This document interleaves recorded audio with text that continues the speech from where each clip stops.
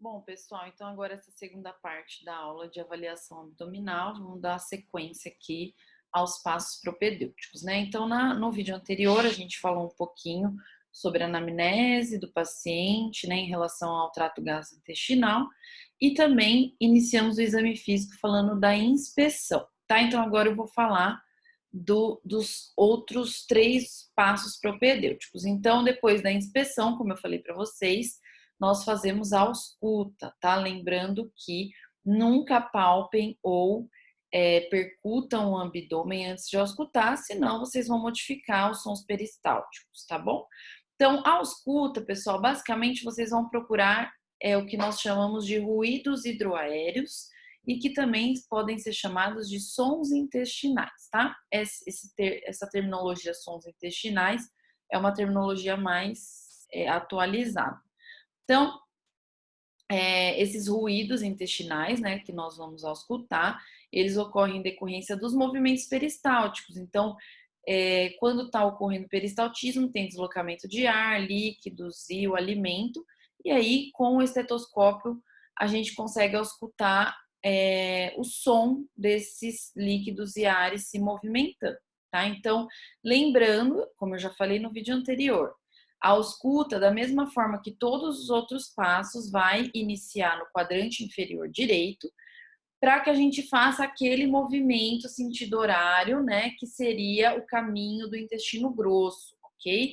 Então, a gente vai pegar o estetoscópio, vai colocar no quadrante inferior direito do paciente e auscultar, tá? Às vezes, pode demorar até 5 minutos para ouvir algum som. Não é comum, tá? O comum é que você ouça rapidinho os ruídos hidroaéreos, mas pode ser que aconteça. Então, nunca saia de um quadrante dizendo que você não auscultou nada, a não ser que você tenha ficado lá por mais de 5 minutos, ok?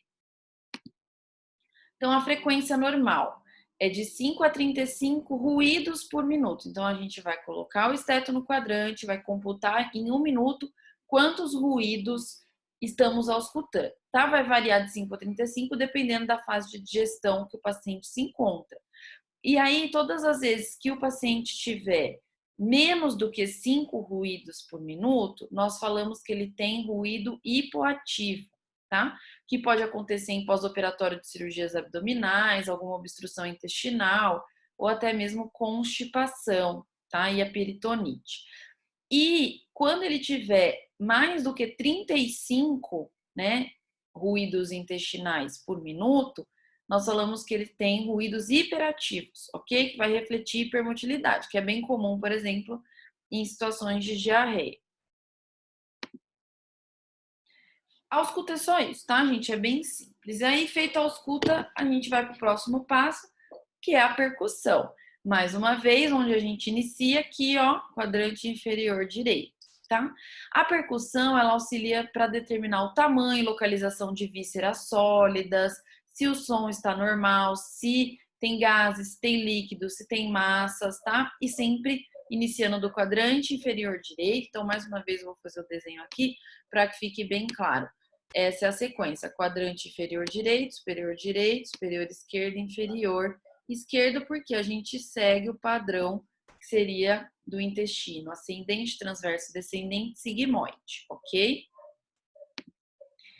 Como que é a técnica de percussão? Da mesma forma que nós já aprendemos nos outros sistemas, né? No sistema respiratório. Então, você pode fazer tanto ela de forma direta como indireta, né? Então, normalmente essa é a forma mais confortável para o paciente, vamos dizer assim.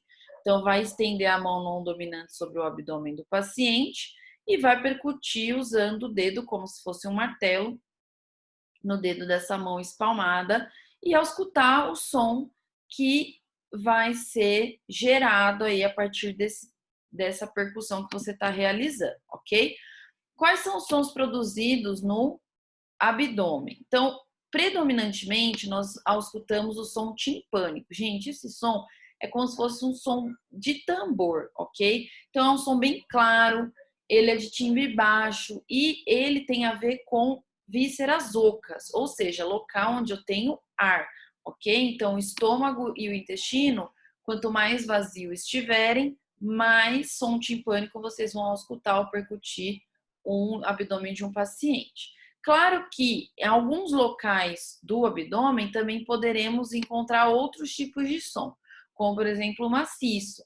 Então, perto do fígado, do baço, ou se os intestinos estiverem preenchidos por muito líquido ou fezes, o som não vai ser timpânico, vai ser maciço, porque não vai ser mais uma víscera oca, ok?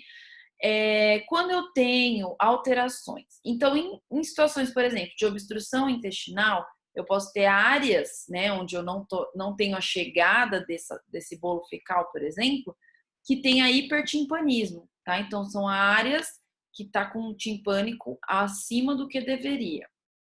Ou então, se o paciente tem um órgão aumentado, fígado, por exemplo, ou se ele tem algum tumor na região do trato gastrointestinal, eu posso ter áreas extensas de maciez, que não é comum. Por quê? Como eu disse, o som maciço ele é mais comum perto de órgãos sólidos, como o fígado e o baço. Então, é mais nos quadrantes superiores, tá? E eu também posso ter área de submaciez se o paciente tem, por exemplo, ascite, tá? Que é o líquido abdominal, tá? Então, tudo isso tem que ser avaliado na hora que você está em todos os quadrantes fazendo a percussão. Terminou a percussão, por último vem a palpação, que tem várias técnicas, tá? Que eu vou falar aqui para vocês um pouquinho sobre cada uma delas, ok? A técnica de palpação, gente, ela pode ser palpação superficial e palpação profunda, ok? Então, primeiro a gente faz a superficial e depois a gente faz a palpação profunda, perguntando para o paciente aonde ele sente dor.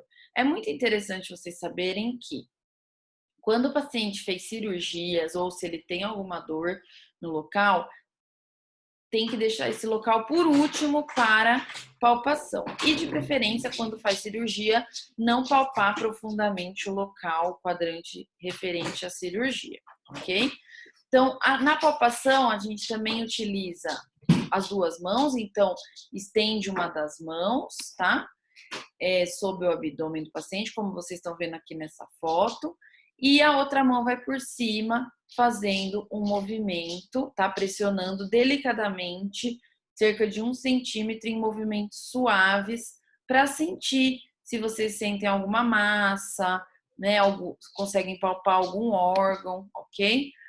É muito importante a palpação, pessoal, para determinar principalmente se tem mudança de tamanho de órgão, qual é a posição que eles estão e se o paciente tem sensibilidade dos órgãos abdominais, porque isso pode indicar alguma patologia, ok? O que é normal? Então, o abdômen ser liso, então não é normal que eu fique palpando órgãos ou alças intestinais, ok? Então, abdômen liso, consistência macia, que não esteja tenso, não seja doloroso e que eu não sinta nenhum órgão aumentado ou massa durante a palpação, tá? Palpação, onde começa da mesma forma, quadrante inferior direito, sentido horário. Deixando, a única exceção é, se tiver áreas que ele já falou que dói, deixar essa área dolorida para o final, tá? Então, na palpação, a gente vai avaliar massas ou órgãos superficiais, áreas dolorosas e avaliar como está a musculatura do abdômen do paciente, tá? Isso na palpação superficial, que é aproximadamente 1 centímetro de profundidade. O ideal, pessoal, é que a gente faça a palpação no momento, né, que você aprofunde a sua mão, no momento que o paciente está expirando, porque o abdômen está mais relaxado. E não esqueçam de aquecer as mãos antes. E aí, depois que você fez a palpação superficial, você vai fazer a palpação profunda, que aí você vai aprofundar cerca de 5 centímetros a sua mão no abdômen do paciente, tá? Ela é melhor porque ela delimita mais precisamente os órgãos abdominais e massas, tá? Mas claro que se o paciente tiver com dor, não há necessidade de realizar a profunda, certo? Então, cada expiração vai aprofundar, deprimir o abdômen do paciente e avaliar tamanho, forma, consistência, se tem massa, se tem dor, se tem massa que se move, se você sente alguma pulsação, tá? E aí, finalizando isso, a gente tem outras técnicas para palpar órgãos específicos ou para achados específicos, tá? Então, o primeiro é a técnica de exame físico do fígado, pessoal. O fígado, lembre-se sempre, ele fica do lado direito do corpo do paciente, ok? Então, a maior parte do fígado, ele tá escondido aqui, ó, no rebordo costal, tá? Então, a grande maioria dele fica dentro das costelas do paciente, ok? Então, ele fica aqui embaixo. Porém, um pedacinho dele, dá pra gente sentir a borda dele logo abaixo do rebordo costal do paciente, ok? Deixa eu fechar aqui para que não suma nada. Então, existem duas formas de avaliarmos o rebordo costal do paciente e sentir uma parte do fígado, tá? A primeira técnica é essa: coloca uma mão na parte posterior das costas do paciente e a outra eu vou aprofundar no momento que vou pedir para o paciente inspirar profundamente, tá? E aí, por quê? Porque o diafragma vai abaixar e vai facilitar a palpação do fígado aqui. E aí eu vou sentir com esses dedos aqui, ó, eu vou sentir o rebordo costal do paciente. Quando o paciente tem uma visceromegalia, no caso a hepatomegalia, quando o fígado está aumentado, ele passa do rebordo costal e aí às vezes você consegue sentir mais do que só a borda, tá? E aí você vai descrever quantos centímetros você sentiu depois do rebordo costal do paciente. A outra técnica de palpar o fígado é a mão em garra, tá? Então você vem do lado direito do paciente, pede para o paciente inspirar profundamente e introduz todos os dedos no rebordo costal do paciente para sentir a borda do fígado, tá? Então você vai escolher qual técnica você acha menos desconfortável para o paciente. Gente, daqui, ó, a importância de cortar bem as unhas, né? Porque essa técnica, por exemplo, e a anterior, com unhas compridas, vai machucar o paciente, ok? Bom, o baço, pessoal, o baço, né, por sua vez, ele está no outro lado, certo? No lado esquerdo do paciente, tá bom? Gente, o baço, ele não pode ser palpado. Quando o paciente está tudo bem, está tudo normal, ele não é palpável, porque ele fica abaixo das costelas. Se você fizer, a técnica é semelhante à palpação do fígado, tá? Se você fizer a técnica e sentir o baço, quer dizer que o paciente está com essa víscera aumentada e isso pode ser um problema, ok? Mas na normalidade a gente não sente o baço. Outras técnicas especiais, pessoal. Então, primeira, descompressão brusca, tá? A descompressão brusca ela pode ser feita em todos os quadrantes abdominais, certo? Ela avalia dor no momento que eu faço a descompressão do abdômen e ela sugere uma irritação peritoneal ou, dependendo do local, ela sugere uma apendicite, ok? Como que ela é realizada, pessoal? Então, eu vou aplicar uma compressão lenta e profunda no abdômen, como vocês estão vendo aqui na foto. Depois que eu conseguir deprimir ao máximo esse local do abdômen, eu vou soltar de uma vez a minha mão, tá? Por isso que o nome chama descompressão brusca dolorosa. Se no momento que eu soltei com tudo essa mão, esse abdômen, o paciente apresentar dor intensa e aguda, né? Que parece uma facada, por exemplo, pode ser apendicite, pode ser colecistite, pode ser pancreatite ou até uma lesão no peritônio, ok? E aí você vai fazer nos quadrantes para fazer essa avaliação e comparar dor durante a compressão e dor durante a descompressão, ok? O que mais? Então, a descompressão brusca para avaliação de apendicite, pessoal, é exatamente essa técnica que eu acabei de descrever, porém realizada no quadrante inferior direito. E ela se chama sinal de McBurney, ok? É só um nome para dizer que eu estou fazendo uma descompressão brusca dolorosa no quadrante inferior direito, ok? Para avaliação de apendicite. Tem um ponto correto, então eu vou fazer o ponto médio entre a cicatriz umbilical, lembra da cicatriz umbilical, até a crista ilíaca. Então, é aqui que eu tenho que fazer a descompressão brusca, ok? Uma outra técnica especial é o sinal de Rosvin. O sinal de Rosen também é para avaliação de apendicite. O que eu vou fazer? Vou vir aqui no quadrante inferior esquerdo, ok? Ou seja, o lado oposto do apêndice, e vou fazer contínuas palpações profundas nesse local. Então, eu vou palpando profundo, solto, palpo profundo, solto. Essa palpação contínua, se o paciente tiver com apendicite, ele vai sentir dor lá do quadrante inferior direito, ok? Sinal de Rosen.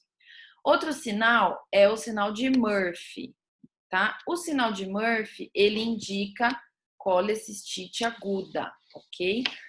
Como que é realizado esse tipo de avaliação, tá? Então, nós vamos comprimir entre o rebordo costal direito, então lá onde a gente estava comprimindo o fígado, lembra?